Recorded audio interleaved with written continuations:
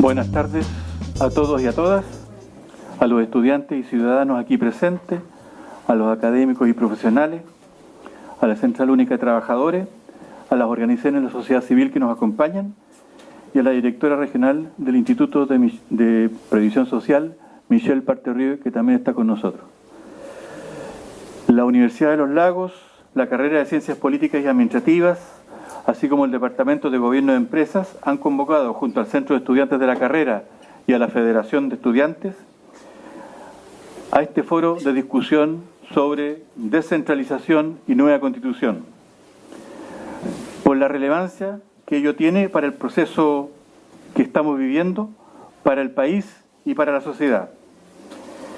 En el último cabildo provincial sobre el proceso constituyente, los temas más repetidos por los ciudadanos fueron precisamente descentralización, iniciativa popular de ley, asamblea constituyente, salud pública y educación gratuita. Creo que ello señala claramente los déficits actuales del Estado y de la gestión del gobierno y expresa las voluntades de avanzar hacia allá.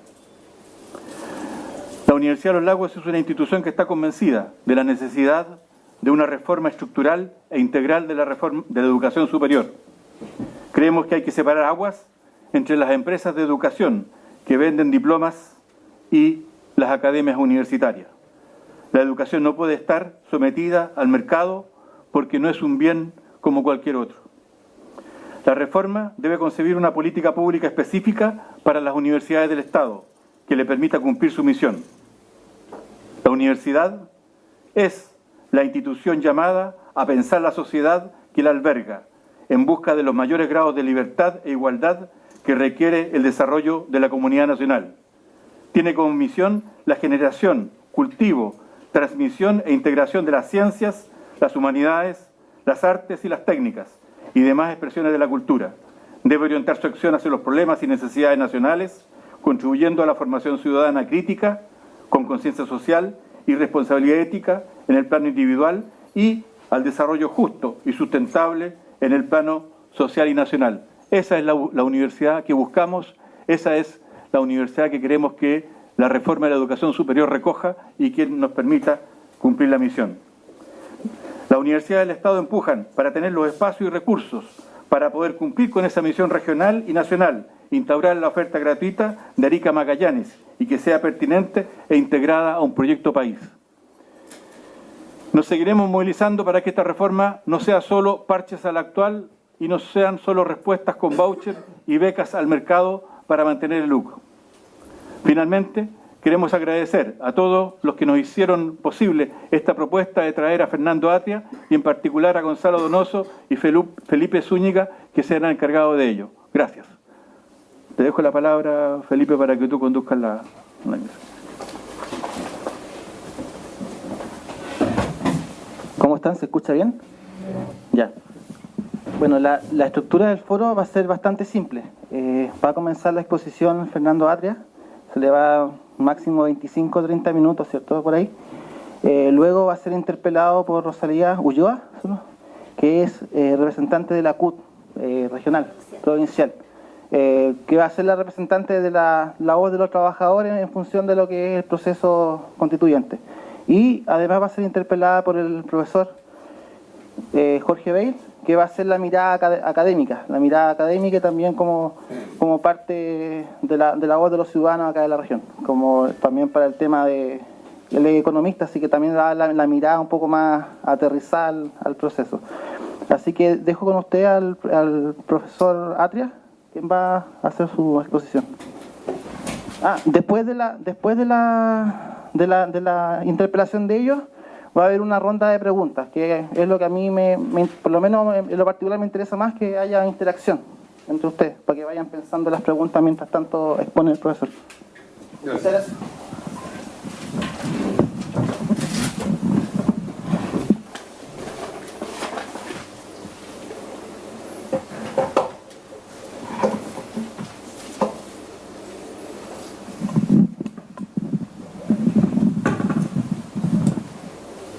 ¿Está bien así? ¿Se escucha bien? Bueno, quiero primero que nada agradecer la invitación a hablar con ustedes sobre la necesidad de una nueva constitución aquí en la Universidad de los Lagos. Muchas gracias por la invitación y por la interés en conversar.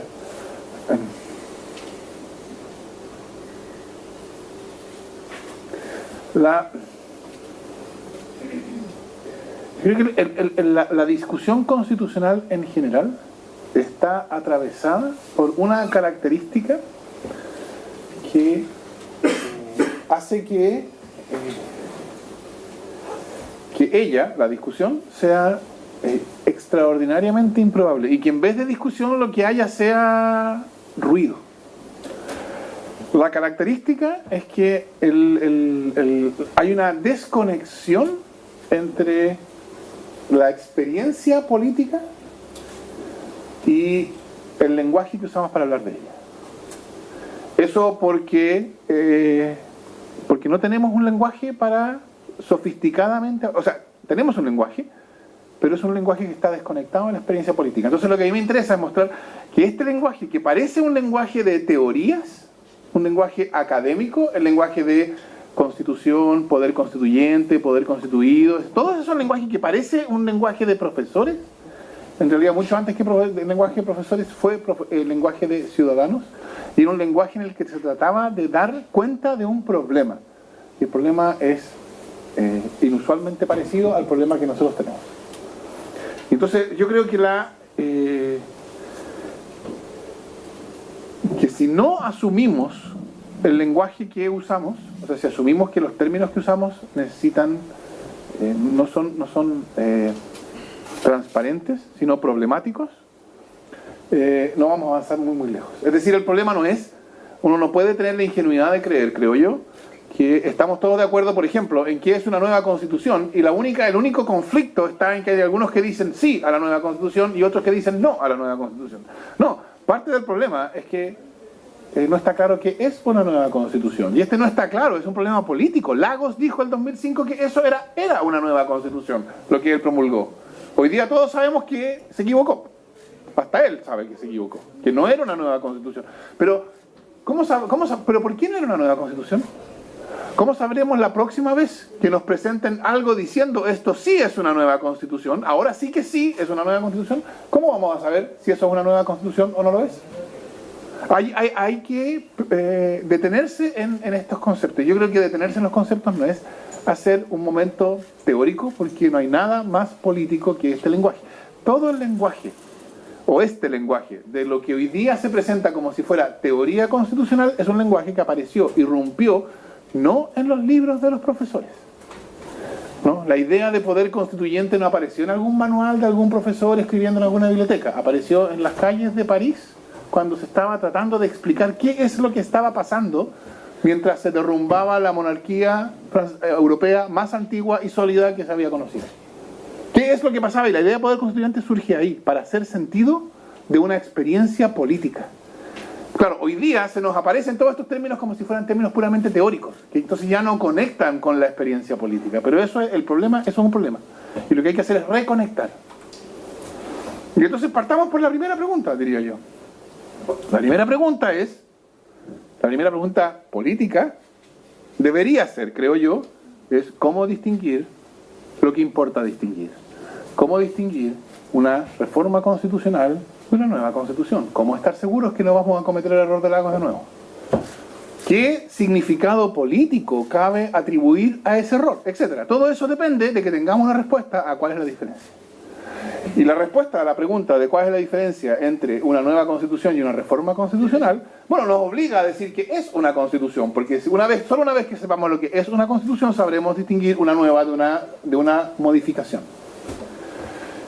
Entonces, por ahí creo yo que ese es un buen punto de partida. ¿Qué es una constitución? Me interesa que ustedes vean que la pregunta no la formulo como parte de una teoría de la Constitución, ¿no? Responder esa pregunta tiene cierta urgencia política. Porque además lo que uno esperaría es que lo que respondamos ahí nos explique o nos sirva para entender nuestro problema político, nuestro predicamento actual. Y yo creo que lo va a hacer. Para responder la pregunta de qué es una constitución, hay en principio dos posibilidades. Una Es la respuesta que dan los abogados. Y que como siempre que se trata de hablar de problemas políticos, muestran con eso que no entienden casi nada. La respuesta que dan los abogados es la siguiente. Una constitución, dicen ellos, es un texto. Un texto que se divide en artículos y los artículos se dividen en incisos. Y es un texto legal que tiene una característica que la diferencia de todos los otros textos legales, y es que es especialmente difícil de modificar, ¿no? O sea, si ustedes quieren modificar la Ley General de Educación, eso es más fácil que modificar la Constitución. La Constitución es el texto más difícil, la reforma constitucional es la reforma que cuesta más, que requiere más apoyo, más, etc. Entonces, un texto difícil de modificar. Eso es lo que el abogado dice que es la Constitución, y entonces para el abogado, la Constitución dice, entre otras cosas, Chile es una república democrática, artículo 4, dice, los fiscales regionales tienen que tener 5 años de título de abogado, también lo dice, en fin, ¿por qué? Porque está en ese texto difícil de modificar. Noten ustedes, como varias respuestas a cuestiones importantes se siguen de esta definición. Si la Constitución es un texto, ¿cómo vamos a distinguir nueva Constitución de reforma constitucional? Tendremos que decir algo así como, si es un nuevo texto, es una nueva Constitución. Si es el mismo texto pero modificado, es una reforma. Pero, ¿qué es un nuevo texto? Es un poco ridículo decir, solo es un nuevo texto si cada palabra es distinta. Eso es obviamente ridículo, diría yo. Supongo que estamos de acuerdo. Pero también es un poco ridículo decir, mire, basta que cambie una coma para que sea un texto distinto. Entonces tendremos que decir, un texto es un nuevo texto si es suficientemente distinto del texto anterior. Entonces la pregunta obvia será, ¿cuán distinto tiene que ser para que sea suficientemente distinto? ¿Me siguen? Entonces, llegado a ese punto, uno se da cuenta de que el mismo texto será llamado por unos nueva Constitución y por otros reforma constitucional, porque tendrán distintas opiniones respecto de cuán distinto es suficientemente distinto. ¿Qué quiere decir esto? En esta lógica no puede haber nada demasiado importante políticamente que dependa de si es una nueva Constitución o una reforma constitucional, porque la distinción misma es una distinción bien poco importante. Por eso, cuando le preguntaron al senador Espina, después de que cuando él estaba anunciando estas 80 y tantas reformas que está proponiendo Chile Vamos, y entonces la periodista le preguntaba, si se aprobaran estas reformas, ¿sería una nueva Constitución? Y el senador Espina decía, bueno, a mí no me importa mucho eso, porque lo que me importa no es si la llamamos nueva Constitución o reforma constitucional, lo que me importa es el contenido, etc. Y tiene razón, si la Constitución es un texto. Si la Constitución es un texto, yo creo que independientemente de cómo uno entienda cuán diferente es suficientemente distinto, yo creo que el texto actual es suficientemente distinto del texto de 1980. Ha cambiado mucho.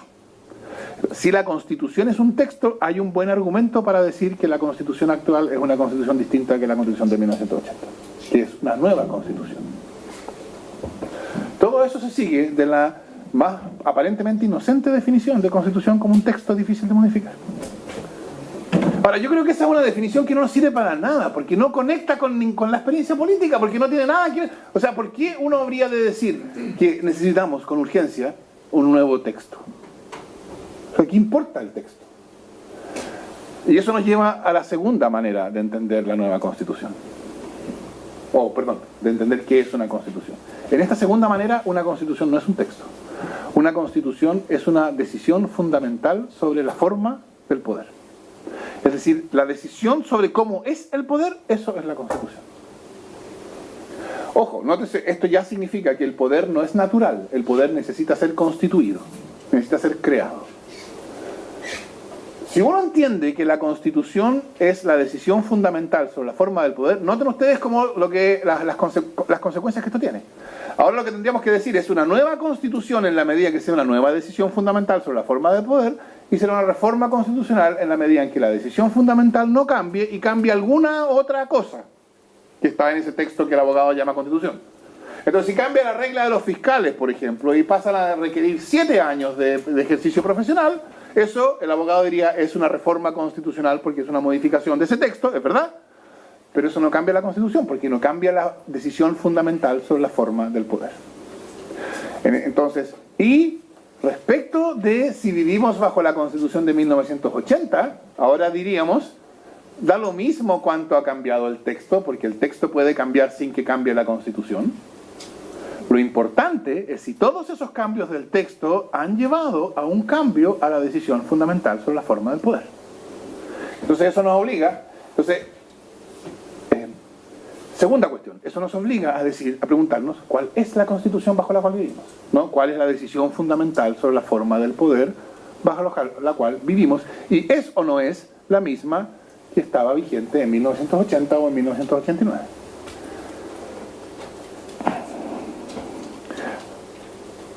Yo creo que en esto no hay mucha ciencia, porque en parte porque siempre fue explícitamente declarado. Si lo más insólito es que por un periodo que va algo así como entre el 91 y el 2011,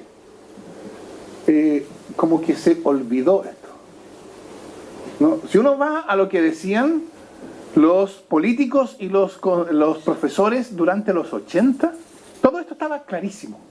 En algún momento como que se les olvidó. ¿Qué se les olvidó? ¿Cuál era la Constitución? La Constitución siempre fue, o sea, la decisión fundamental sobre la forma del poder era que el poder estaría neutralizado. Es decir, que estaría atado. Que no podría tomar ciertas decisiones. ¿Cuáles decisiones? Las decisiones importantes sobre el modelo político y económico. Que llevan desde la protección del liberalismo, del neoliberalismo, del modelo neoliberal, y que implica que incluso hoy día el proyecto de ley de educación superior no sea posible pensar de un modo no neoliberal. No es posible eso. ¿Por qué no es posible? Porque no se puede nomás. Entonces, lo que se protege es desde el modelo neoliberal hasta la estructura del poder con su extraordinaria centralización. Yo creo que eso es parte del mismo problema. Si uno pregunta individualmente hablando a las personas que están, a los políticos, la mayoría de los políticos va a decir, por supuesto que es importante la descentralización, etc. Pero no se puede.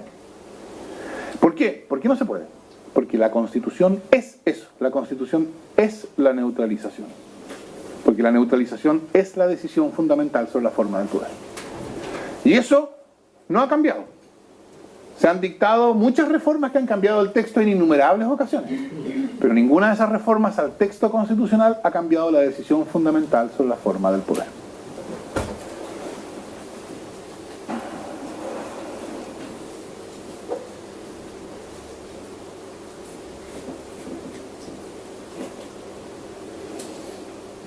Tercera cuestión. ¿Por qué no se ha cambiado? Que también está vinculada a la cuestión de cómo se cambia. Y aquí hay otra distinción que los abogados tratan como si fuera una distinción teórica, pero que es una distinción completa y totalmente política. Los abogados distinguen entre poder constituyente originario y poder constituyente derivado. Yo creo que la distinción realmente importante es otra distinción que hacen un poco menos, pero que también hacen, que es la distinción entre poder constituyente y poder constituido. Los poderes constituidos son poderes que son especificados por normas. Hay normas que disponen que tal autoridad tiene tal poder, ¿no? Entonces el Congreso tiene que aprobar los proyectos de ley de tal manera, con tales quórums, fija el procedimiento, cuáles son las competencias, qué cosa puede hacer, qué cosa no puede hacer. Eso es constituir un poder. Entonces la Constitución, el texto constitucional, constituye el poder del Presidente de la República, el poder del Congreso, el poder de la Contraloría General de la República, el poder del Banco Central, el poder del Tribunal Constitucional, etc. Todos esos poderes que están configurados por normas y que entonces tienen los límites y los procedimientos y las condiciones de ejercicio que esas normas les ponen, se llaman genéricamente poderes constituidos. ¿Por qué están organizados?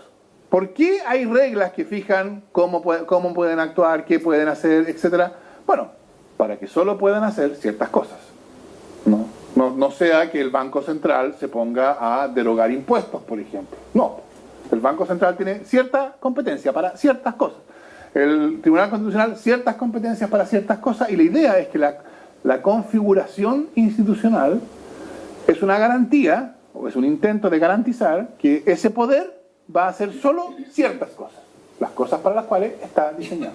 Entonces, los poderes constituidos, por ser constituidos, son poderes cuyo esfera de acción está prefigurada por las normas que los constituyen.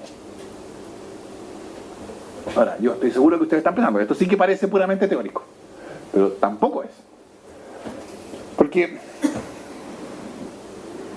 lo que esto quiere decir, por así decirlo, hablando en político, es que los poderes constituidos no pueden cambiar la Constitución. Por razones obvias, porque los poderes son constituidos para proteger la Constitución. Si la Constitución es una Constitución democrática, los poderes son constituidos para proteger la decisión fundamental democrática. Si la Constitución es una Constitución neutralizadora, entonces los poderes son constituidos de modo neutralizado. Y entonces, como están neutralizados, no pueden cambiar la neutralización. Noten ustedes, la consecuencia de esto, y con esto yo no estoy llamando a nada, yo estoy simplemente tratando de entender, la consecuencia de esto es que los poderes constituidos no pueden cambiar la Constitución, que es exactamente lo que ha pasado durante los últimos 25 años. Los poderes constituidos pueden cambiar el texto constitucional, y lo pueden cambiar profusamente, lo pueden cambiar todo lo que quieran, pero el hecho de que sean poderes constituidos garantiza que todos esos cambios textuales no van a implicar un cambio de la Constitución. Porque las condiciones de ejercicio de los poderes constituidos aseguran que la Constitución queda a salvo. Esto es lo que se está discutiendo, sin usar este lenguaje, y de una manera más bien opaca, en toda la discusión acerca del mecanismo. Toda la discusión acerca del mecanismo de cambio constitucional es sobre eso. En la medida en que lo que necesitemos es una nueva Constitución, los poderes constituidos no sirven. Y no sirven no porque yo lo diga, no sirven no porque yo quiera incendiar la pradera, no sirven no porque yo quiera llamar al alzamiento, a la retroexcavadora, a todas estas sandeces que se usan en la discusión pública. No sirven porque ese es el sentido de que sean constituidos. Están configurados por normas para evitar que hagan lo que no se supone que hagan. Y la primera cosa que no se supone que hagan es impugnar la decisión sobre la cual ellos se fundan. Sí, la verdad es que si uno lo piensa así, es bastante obvio. Por tanto, no se puede cambiar la Constitución a través de poderes constituidos. Por eso, la teoría, el lenguaje, entre comillas, teórico, diría, para cambiar la Constitución es necesario, vean ustedes, un poder, pero no constituido. ¿Cuál es el nombre que le ponemos? Pongámosle un nombre para hablar de él. ¿Cuál es el nombre que le vamos a poner a un poder no constituido? Bueno, constituyente, por ejemplo, ¿no? El poder constituyente es el poder no constituido. Y el poder constituyente es, bueno, es una forma de poder, esto es lo que ya sabemos, ¿no? Es una forma de poder, es no constituido, o sea, no es un poder que se tenga en virtud de que hay una norma que especifica que se lo tiene y que se establece a través de ciertos procedimientos, etcétera. Pero tiene una característica adicional.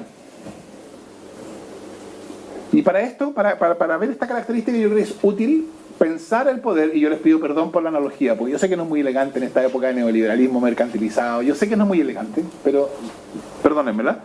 La mejor manera para hacer este punto es, el poder es como el dinero. Es decir, uno puede tener poder o no tener poder, así como uno puede tener dinero o no tener dinero. Y el que tiene dinero puede hacer ciertas cosas. ¿Qué cosas puede hacer? Bueno, depende de cuánto dinero tenga. Luxit puede hacer más cosas que yo. ¿Por qué? Porque tiene más dinero, ¿no? El poder entonces está, el dinero da posibilidades de acción y dependiendo del tipo de cosas que uno quiere hacer, bueno, necesita una cantidad u otra de poder, de dinero, ¿no? El poder es igual. Para hacer ciertas cosas se necesita poder.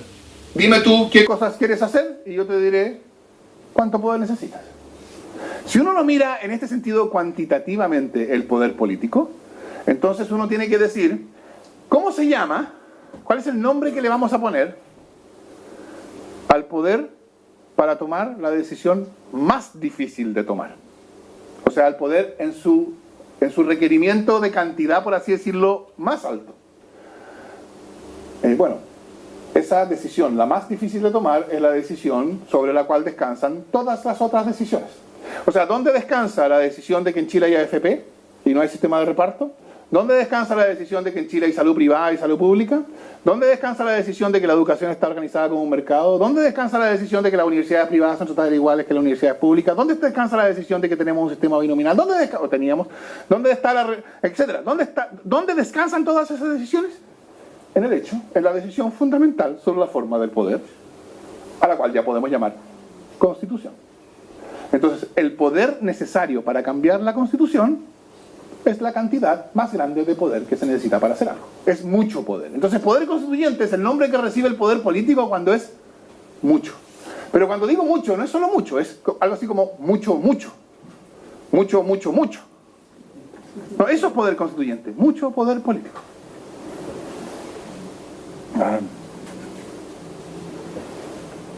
Y claro, la pregunta es, ¿cómo se hace?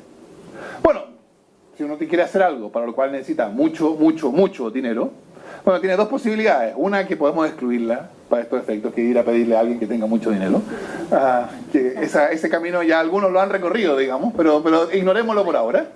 Y la otra es, bueno, preguntándose cómo demonios se hace para acumular dinero, en el ejemplo, poder acá, ¿no? Entonces, el poder constituyente, la construcción de un poder, el proceso constituyente, uno debe entenderlo como el proceso de construcción de poder político hasta que ese poder político exista en cantidad suficiente para tomar la decisión constituyente.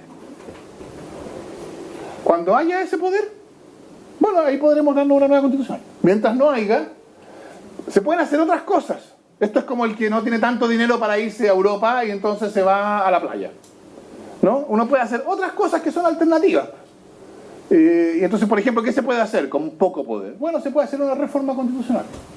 El precio, claro, es que la reforma constitucional, que requiere mucho menos poder, se va a hacer a través de los mecanismos constituidos. Y al hacerse a través de los mecanismos constituidos, noten ustedes, va a tomar a bordo, por así decirlo, va a aceptar todas las limitaciones que vienen con el hecho de que tiene que ser tantos votos en la Cámara de Diputados, tantos votos en la Cámara del Senado, esto tiene que irse al Tribunal Constitucional, tiene que ser aprobado por el Presidente de la República. Todo eso, cada una de esas condiciones formales, por así decirlo, cuando uno pasa por caja, cobra su precio. ¿Y cobra su precio en qué? Bueno, en cuestiones que no se pueden hacer, en condiciones que se tienen que satisfacer. Entonces, la cuestión constituyente es una cuestión de creación de poder político necesario para la nueva Constitución.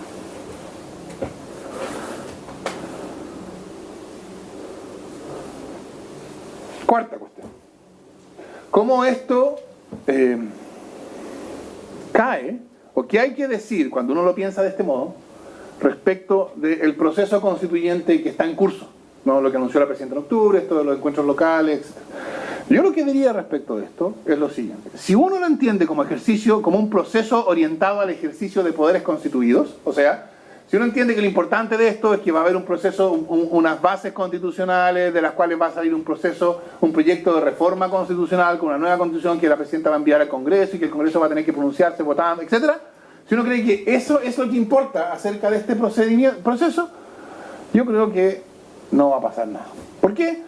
Bueno, porque en esos términos, es un proceso que se somete a las neutralizaciones de los poderes constituidos. Porque usa los poderes constituidos si se va a mandar una reforma constitucional, etc. Entonces, el que pasa por ahí, agacha el moño. Y agachar el moño aquí quiere decir, se somete a las condiciones de los poderes constituidos, y como se somete a las condiciones de los poderes constituidos, no puede cambiar la Constitución. Y para que ustedes se vean que esto es una cuestión puramente política, nada de teórica, bueno, en la medida en que sea una reforma constitucional, supone que uno va a ir con su proyectito y va a ir donde estos señores y les va a decir, mire, ustedes que dieron un golpe de Estado para tener esta constitución, ¿están dispuestos a darnos sus votos para que nosotros la cambiemos?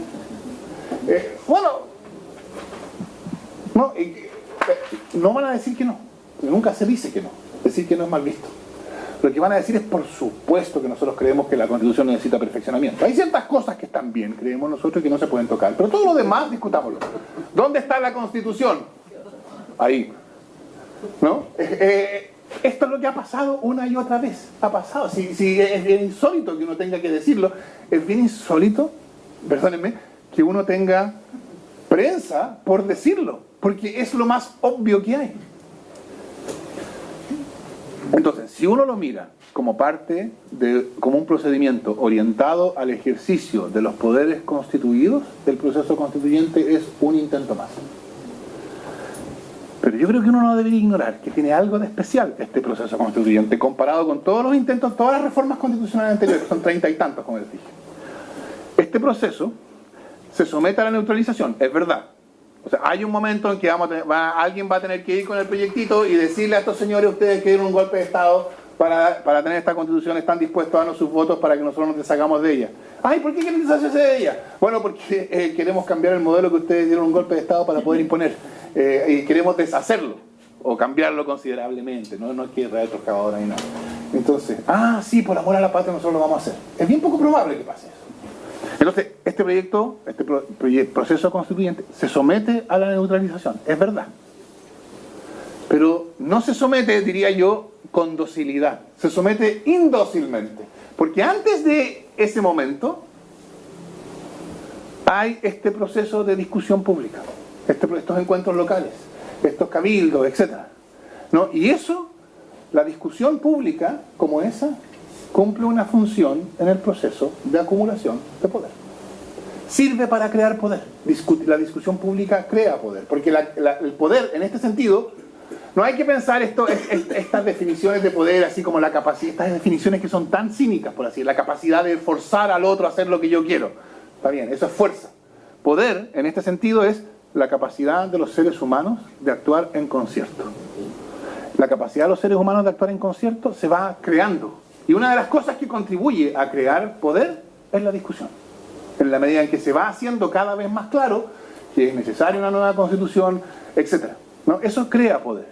Y entonces la manera en que yo miraría este proceso constituyente, yo diría, como procedimiento ordenado al ejercicio de potestades constituidas, no hay, ahí eso es un cul-de-sac, es un callejón sin salida.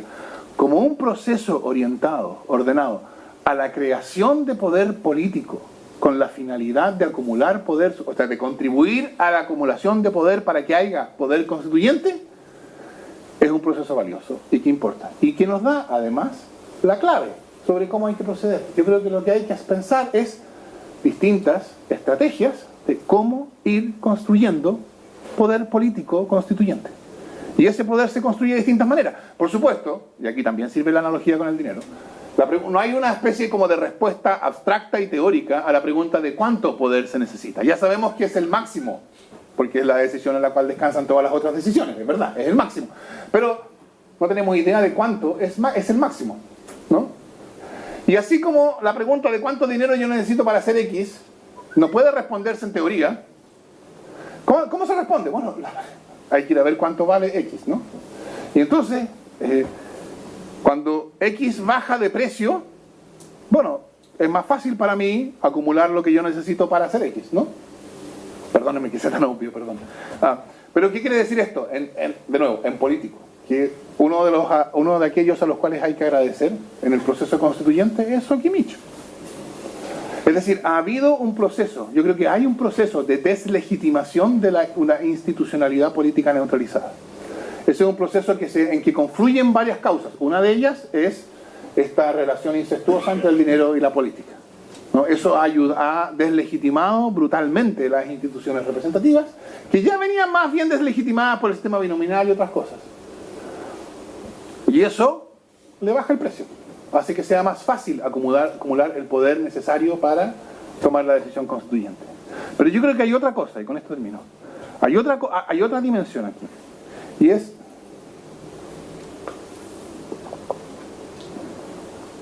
la neutralización. Bueno, si yo estoy sentado cómodamente en una silla como esa, con brazos, y tengo mis brazos arriba de los brazos de la silla, y estoy quieto y no me quiero mover, yo no puedo distinguir la situación en la cual yo estoy libremente sentado así de la situación en la cual yo estoy atado a la silla, en la medida en que no me quiera mover y no me mueva. ¿Cuándo me doy cuenta de que estoy atado a la silla y entonces no soy libre? ¿Cuándo me quiero mover? Ahí me doy cuenta de que ¿ven ustedes lo que pasa cuando yo me decido moverme y me encuentro con que no puedo?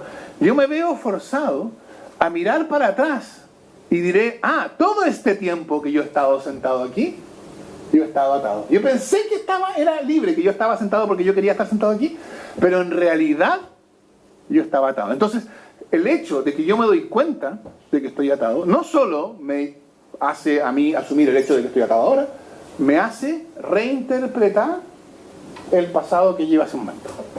Yo creo que en términos políticos ese momento fue el 2011. El 2011 en Chile irrumpió por primera vez en 20 años por primera vez en 30 años probablemente, una demanda de transformación con magnitud suficiente para impugnar la neutralización. Es decir, no es que no había habido demanda de neutralización, de transformación antes, hay que decirlo. Hay gente que venía reclamando contra la educación y contra las pensiones y contra todo eso, está bien. Pero en la política el análisis del poder es en parte cuantitativo. Y lo que yo creo que pasó en 2011 es que irrumpió esa demanda con una cantidad de poder detrás de ella que fue suficiente para cambiarlo todo, o para cambiar muchas cosas. No todo, precisamente. Y entonces, ¿qué pasó? El 2011 nos dimos cuenta de que estábamos atados. El 2011 nos dimos cuenta de que era una institucionalidad neutralizada. Y fíjense ustedes cosas que pasaron en 2011. Miramos para atrás y las cuestiones se resignificaron. Lo primero que se resignificó fue la reforma constitucional de 2005. O sea, desde entonces ya decir que es una nueva constitución es o sea, la reacción a eso ya no es una refutación, ahora una carcajada, ¿no? Otra cosa que se resignificó fue lo que yo llamaría, lo que provee hoy día el ícono de la neutralización, que es esa foto de la promulgación de la Ley General de Educación. ¿Recuerdan ustedes? Es que están todos con las manos en alto. De hecho, por ahí atrás hay un funcionario del Ministerio de Educación, cuyo nombre no voy a decir, que se le cayó una lágrima al ver este conmovedor ejemplo de la clase política dejando de lado sus diferencias y uniéndose por el bien de los niños de Chile. Y entonces, en su momento, ¿qué significó esa foto? En su momento, eso significó responsabilidad política, seriedad, disposición al diálogo, etcétera, etcétera. Todo eso es lo que en su momento significó. ¿Qué significa esa foto después del 2011? Significa, ven ustedes, exactamente lo contrario. Significa el momento en que nos pasan gato por liebre, con la única salvedad de que el pueblo chileno no dice gato por liebre. Dice otra cosa, que yo por supuesto yo no puedo decir en este estado. Yo les voy a pedir que ustedes piensen en esa otra cosa cuando yo digo gato por liebre, que tiene que ver con lo que le pasa a uno en el ojo y las cosas que ponen otros en el ojo de uno, ¿no? Es decir, desde el 2011, esa misma foto que antes era un símbolo, un ícono, una foto de un momento de responsabilidad y seriedad política, pasó a ser el ícono de el gato por liebre, el ícono de la neutralización. Eso es lo que pasa cuando esta es la resignificación a la cual yo hacía referencia. Y entonces, desde el 2011, la institucionalidad neutralizadora está en un proceso cada vez más persistente y notorio de deslegitimación. Porque claro, la institucionalidad sigue neutralizando, sigue impidiendo. Es cosa de ver el contenido del proyecto de ley, es cosa de ver, hay gente que dice, ¿no? Es que la Constitución no le importa a la gente. Bueno, yo supongo que esa gente, cuando son trabajadores que están sindicalizados para negociar, y en la próxima negociación colectiva les empiecen a surgir alrededor del sindicato grupos negociadores fomentados por el empleador como callampas, bueno, que le digan a ellos que la Constitución no importa, ¿no? Entonces, la institucionalidad sigue neutralizando. Pero eso se hace cada vez más evidente, porque ya perdimos la inocencia constitucional. Y la inocencia constitucional, como las otras inocencias, se pierde solo una vez, ¿no? Entonces, ¿qué significa esto? Que, bueno, que cada nueva neutralización es un costo en deslegitimación. Es una institucionalidad que se está deslegitimando cada vez más. ¿Qué significa deslegitimación? Para volver a la analogía esa bien poco elegante, significa que cada día que pasa, baja el precio. Y cuando baja el precio, menos dinero es suficiente. Claro, lo que pasa es que estas dos maneras de acercarse al momento constituyente no son análogas, ¿no? La manera en que lo podemos hacer, porque bajó tanto el precio que con muy poco poder se puede hacer algo, no es la mejor manera pensando en la construcción de la nueva Constitución. La mejor manera, por supuesto, es que sin que baje el precio, suba la cantidad de poder, porque eso da oportunidades de acción. La otra es disolución del poder, que yo creo que es mucho más grave. Cuando yo dije aquello de que el problema constitucional se va a solucionar por las buenas o por las malas, bueno, se va a solucionar porque se acumula suficiente poder positivamente y entonces es posible que nosotros los chilenos podamos decidir, o sin acumulación de poder, lo que va a producirse va a ser que se disuelve el poder institucional porque se va deslegitimando hasta un punto en que ya es una cáscara vacía nomás. ¿Cuál de esas dos soluciones, cuál de esos dos puntos de llegada tiene? Porque yo creo que uno de esos dos es la solución, es el punto de llegada de la crisis constitucional. Ahora resulta que Lagos dice que es la crisis más grave que hemos sufrido. Él cree que es la solución, pero eso, bueno, eso refleja más bien su psicología, que es lo que pasa en Chile. ¿Cuál de los dos puntos es el punto de llegada de esta crisis institucional? Bueno, yo creo que no está, que uno no puede decirlo, no se puede anticipar. Yo preferiría que fuera el primero, que se fuera posible acumular suficiente poder para que cuando lleguemos a ese momento podamos como chilenos decidir cómo va a ser nuestro futuro. Me temo que si es el otro, la cuestión va a ser mucho menos civilizada, mucho más procelosa, mucho más problemática. Pero yo creo que la cuestión tiene cierta urgencia por eso mismo. El problema constitucional es algo que necesita ser solucionado y que solo será solucionado cuando hayamos acumulado suficiente poder, suficiente capacidad de actuar conjuntamente para darnos una nueva constitución. Muchas gracias.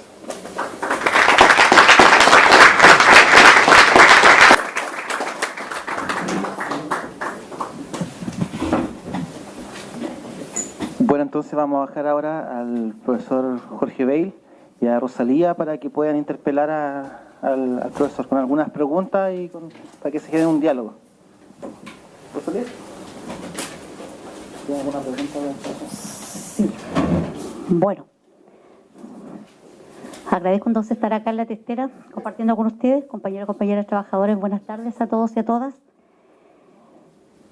Ay, cada vez nos dejan más perplejos, pero en realidad los trabajadores hemos participado en tantas instancias. Nosotros pensamos que ya en este momento nuestro país es tanto el descontento social que vamos, sin que nadie nos dirija, vamos uniéndonos, fortaleciéndonos y va la ciudadanía avanzando, porque ya no, el pueblo ya no aguanta más. Sabemos que esta Constitución no hemos podido lograr cambios profundos. Yo soy profesora también. En la educación, las desigualdades continúan. Nuestros alumnos siguen en las mismas escuelas públicas, sin ningún apoyo del ministerio. Seguimos los trabajadores, pésimos los salarios. O sea, nosotros decimos avanzamos, participamos, estamos empezando a participar, estamos dándonos cuenta de todo lo que ha pasado y aún, ahora tú nos dices, ¿cómo lo hacemos? Tenemos que empoderarnos más, la ciudadanía. ¿Ya? Ahora lo vimos con la AFP. Nadie nos dirigió. Salimos voluntariamente, ya porque ya no aguantamos más. Vemos cada día nuestras jubilaciones de nuestros trabajadores, paupérrimas, de nuestros colegas profesores. ¿Para qué decirlo acá? La cesantía en nuestra región. Imagínate todo lo que ha conllevado eso. Tenemos un 7% de día, nos dicen, de cesantía nacional. ¿Qué más esperamos? Ya no sé. Los trabajadores ya decimos basta. Y no solamente los trabajadores, toda la ciudadanía. Y ese es el poder que necesitamos ahora. Ya los poderes políticos ya nos sobrepasaron. Ya sabemos que con ellos no podemos negociar.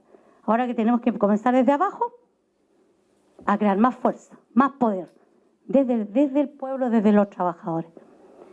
Ahora, con respecto a nuestros cambios en la reforma laboral, tú bien lo decías también, poder. Si no, nunca los grandes poderes han querido que la clase trabajadora se vuelva a organizar. Hemos tenido por años entonces que agachar el moño, pero ya es tiempo de despertar. Hemos logrado ahora unos pequeños cambios que no son los que lo queríamos los trabajadores. Pero creo que hemos avanzado, vamos avanzando, pero no es al paso que nosotros necesitamos a las demandas de todo el pueblo, de los trabajadores. ¿Cómo lo hacemos? Más poder ciudadano. Yo creo que ya ya los políticos, ¿quién cree en ellos? Ya no existe esa credibilidad, ya no existe. Tengo acá a mi hermano que viene de Estados Unidos, fue preso político, exonerado por 40 años, viene a su país y lo ve peor de lo que cuando se fue. Entonces, ¿qué hemos avanzado? Poco y nada. Yo creo que aquí los estudiantes nos dieron una gran lección a todos, a todo el pueblo, a los trabajadores, de cómo organizados pueden, a pesar de eso, todavía no logran lo que quieren. Y nosotros seguimos apoyándolos desde afuera o participando conjuntamente con los estudiantes, pero aún no logramos una reforma que los estudiantes quieran. O sea, si no se termina el lucro y el mercado, no podemos lograr una educación igualitaria para nuestros alumnos. Y obviamente los profesores que estamos en las escuelas públicas somos los que atendemos a los hijos de nuestros trabajadores. Y ahí vemos la desigualdad, día a día. No han habido cambios, absolutamente nada en nuestras escuelas. Seguimos con las goteras, con los vidrios quebrados, con una alimentación mediocre que no abarca al 100% de nuestros hijos, de nuestros trabajadores tampoco. Entonces, necesitamos cambios profundos. Los trabajadores decimos una nueva constitución que parta desde las demandas sociales. No existe otra, porque ya han pasado 40 años y estamos peor. Tenemos una peor educación de la que teníamos. Nuestros alumnos tenemos más desigualdades sociales, económicas, de todo tipo, y ya esto no da para más. Así que eso quiero aportar. Vamos a hacer primero las preguntas. Cuando uno observa el tema constitucional, hay como tres fases, tres etapas distintas. Creo que la primera es el fundamento ilegal e ilegítimo que tiene el proceso, derivado del golpe de Estado y derivado de la forma como la Constitución del 80 fue, entre comillas, legitimada, sin registros electorales, sin partidos políticos, sin posibilidad de contestar eso. Entonces eso queda como, en el fondo, una primera etapa de lo ilegal y de lo ilegítimo que fue la manera de cómo se generó esa Constitución, que choca con que no fue un poder constituyente, un poder originario, una soberanía popular la que decidió darse las normas de la sociedad. Yo creo que la segunda etapa es el 2011, como tú señalas, en la cual las movilizaciones estudiantiles, a partir del endeudamiento que tenían los estudiantes, el endeudamiento particularmente del CAI, que tenían que empezar a preocuparse de ello, salieron a las calles a decir, bueno, esto es inaceptable porque es muy caro y nos estamos siendo esquilmados por este crédito con aval del Estado y otros sistemas de conseguirse plata para poder estudiar. Y eso puso a la luz y lo hizo más evidente el problema de los malos salarios, de las limitantes de la actividad sindical, del código laboral, las bajas pensiones, la mala salud, etcétera. Es decir, puso a la Constitución en su rol. ¿Para qué servía? Servía para discriminar, servía para aumentar las desigualdades sociales, etcétera. Yo creo que hoy día estamos en la tercera etapa, en la cual el poder político aparece coludido, aparece cooptado, aparece el cohecho. Es decir, aquí hay un poder económico que tiene comprado partidos políticos, tiene comprado parlamentarios, tiene comprado un sistema y el sistema no tiene forma por sí mismo de cambiarse. Al interior del proceso, 5/7, no sé, 2/3, las mayorías calificadas, no se puede cambiar justamente por toda la presentación que tú has hecho. Entonces, llegamos a una situación en la cual uno ve que en este proceso constituyente, los encuentros locales, el cabildo provincial, participamos, argumentamos los que estamos convencidos, pero los que estamos convencidos no somos suficientemente fuertes, lo suficientemente numerosos para incidir y amenazar el poder.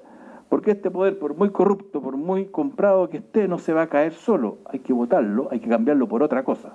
Entonces, tú nos has demostrado un poco las debilidades digamos, las trampas, la Constitución tramposa, y yo me gustan mucho las dos frases de tu libro que son, digamos,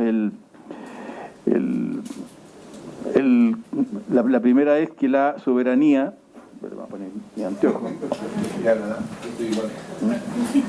que el pueblo es el único titular posible del poder constituyente. Ahí se establece una limitante. Los poderes constituidos no tienen derecho o no tienen la posibilidad de cambiar el poder constituyente, la Constitución. Y lo segundo es que la soberanía reside esencialmente en la nación y la ejerce el pueblo.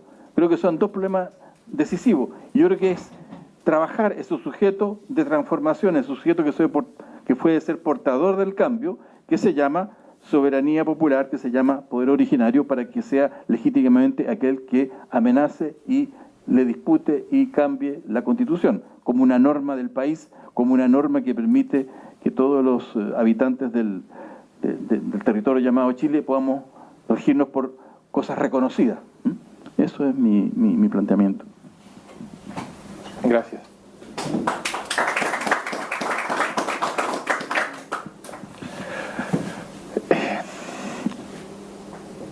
Rosalía pregunta, ¿cómo lo hacemos? ¿Cómo lo hacemos? ¿Cómo le hacemos, diría yo? ¿Cómo le hacemos? Lo que yo puedo decir es la respuesta genérica. La respuesta genérica es, la solución está en la acumulación de poder hasta que sea un poder suficiente como para que sea poder constituyente. Y entonces la pregunta de cómo le hacemos se transforma en cómo se acumula poder. Y bueno, yo creo que ahí hay distintas formas de acción política que están ordenadas a la acumulación de poder. Pero yo diría, cuando uno empieza a pensarlo de ese modo, se trata de producir formas de acumulación de poder, yo creo que entonces uno, bueno, por lo menos ha identificado el problema del modo adecuado. ¿Qué es lo que va a pasar en lo que viene? Yo no tengo ninguna manera de predecirlo, ¿no? Pero ¿cómo va a ser la próxima elección presidencial? ¿Qué va a pasar en las elecciones municipales? ¿Cómo va a salir la institucionalidad política parada de las próximas elecciones municipales? En la elección presidencial en que salió elegida Bachelet, el 40% se dignó ir a votar. ¿Qué va a pasar en las municipales? ¿Cómo se va a reflejar eso en etcétera? No, todo esto es lo que tiene que ser tomado en cuenta.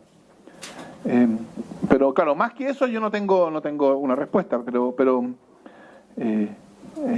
yo diría el punto central es la nueva, que es el punto que también le mencionaba Jorge, la nueva Constitución no va a salir del ejercicio de los poderes constituidos. Y yo creo que es fundamental entender que esto no es una tesis normativa. No es que yo diga es que los poderes constituidos no tienen derecho a arrogarse el poder constituyente, cosa que además es verdad, pero que no es eso, ese no es el punto. El punto es que los poderes constituidos, por ser poderes constituidos, están constituidos para que no puedan impugnar la Constitución. Ese es el sentido. Para eso se constituye, porque si no, no habría poderes constituidos. Quiero comentar una cosa sobre la relación entre el poder económico y el poder político, porque esto tiene otra cuestión importante. Es bien común que aparezca una encuesta que tenga la siguiente estructura en lo que es relevante. Una pregunta que se le pregunta al encuestado, Chile necesita una nueva constitución, y el 80% de las personas responde que sí, pero todos sabemos quiénes son los que hacen las encuestas y cuáles son las agendas de las encuestadoras, porque eso es bien curioso que eso no se discute cuando se discuten las encuestas, ¿no? Somos todos ingenuos respecto. La agenda política del que hace la encuesta es completamente irrelevante para la encuesta, para la forma en que se hacen las preguntas, etc. Porque la siguiente pregunta es, ¿ha leído usted la Constitución? Y claro, escasamente los estudiantes de Derecho han leído la Constitución, así que claro, el público en general la respuesta es no. Y como la lógica es, la Constitución es un texto, entonces eso permite que el Mercurio saque una editorial diciendo, mire, toda esta gente que es tonta, que dice que quiere una nueva Constitución, que quiere un nuevo texto, pero dicen, ellos mismos reconocen que no han leído el texto, entonces uno puede desacreditarlo. Pero la pregunta no es esa, o sea, el punto es, nótese, el que dice es necesaria una nueva Constitución no está usando la palabra Constitución a la manera del abogado, la está usando en el segundo sentido. Está diciendo hay algo profundamente podrido en la política chilena. Es necesaria una nueva forma política. Es decir, es necesaria una nueva Constitución en nuestro segundo sentido. Y entonces la pregunta es, ¿cómo interpretar lo que vemos? ¿Cómo aparece el problema constitucional cuando el problema constitucional es mirado desde el lado del ciudadano, no desde el lado del profesor de Derecho? ¿Cómo aparece? Porque es bien poco probable que la manera en que el ciudadano habla del problema constitucional sea diciendo tenemos un problema constitucional que no puede ser solucionado por los problemas constituidos y para eso entonces es necesario que entre en acción el poder constituyente. Es bien poco probable que use ese lenguaje. Entonces, ¿cómo se nota? ¿O cómo aparece el problema constitucional cuando es mirado desde el punto de vista del ciudadano?